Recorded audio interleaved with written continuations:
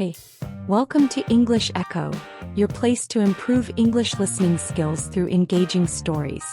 Today we'll be telling you a fun story about cats and dogs. Listen closely and pay attention to new vocabulary, phrases, and the way the story is told. Let's dive in. Why cats and dogs are enemies.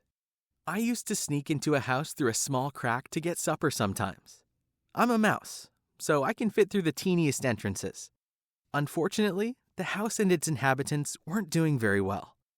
Every time I visited, there were fewer crumbs. Additionally, the dangers hardly made it worthwhile.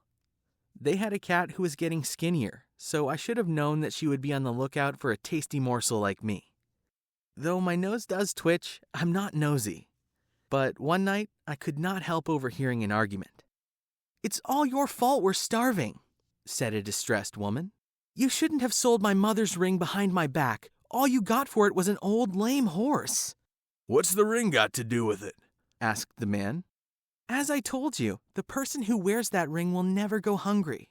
"I don't believe in magic and nonsense," replied the man. "That's why you are so thin and your trousers keep falling down." The conversation was so interesting that I hung around a fraction too long. And then, bam! Everything went black.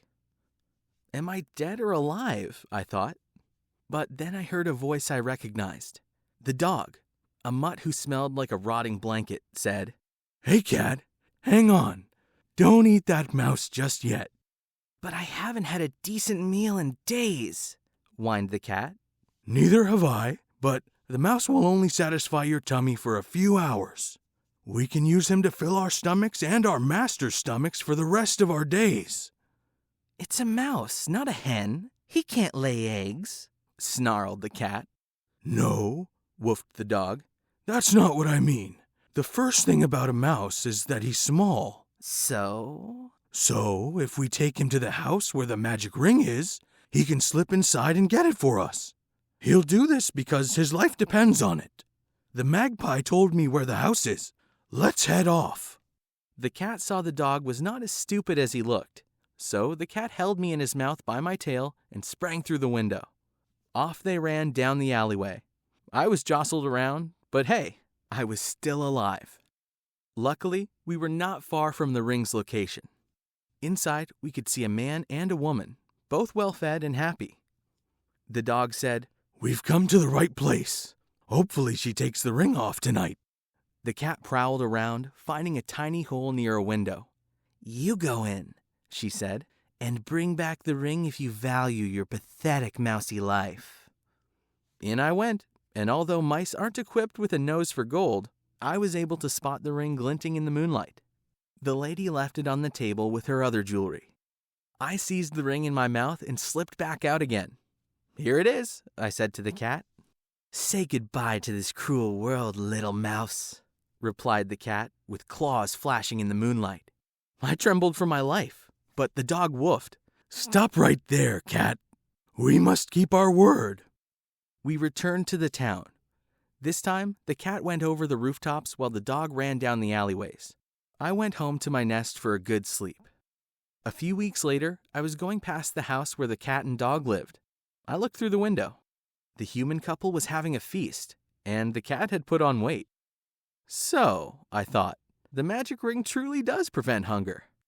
I too deserved a reward for my daring part in the rescue of the ring, so I decided to slip inside for some crumbs. Around the back of the house, I found the dog tied up, more miserable than ever.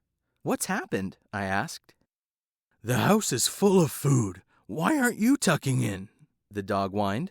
"Arrgh, that filthy lying cat. She ran to the house before me and sprang onto our owner's bed, waking them with the great gift of the ring. Oh, how delighted they were! She is rewarded every day, but they punish me.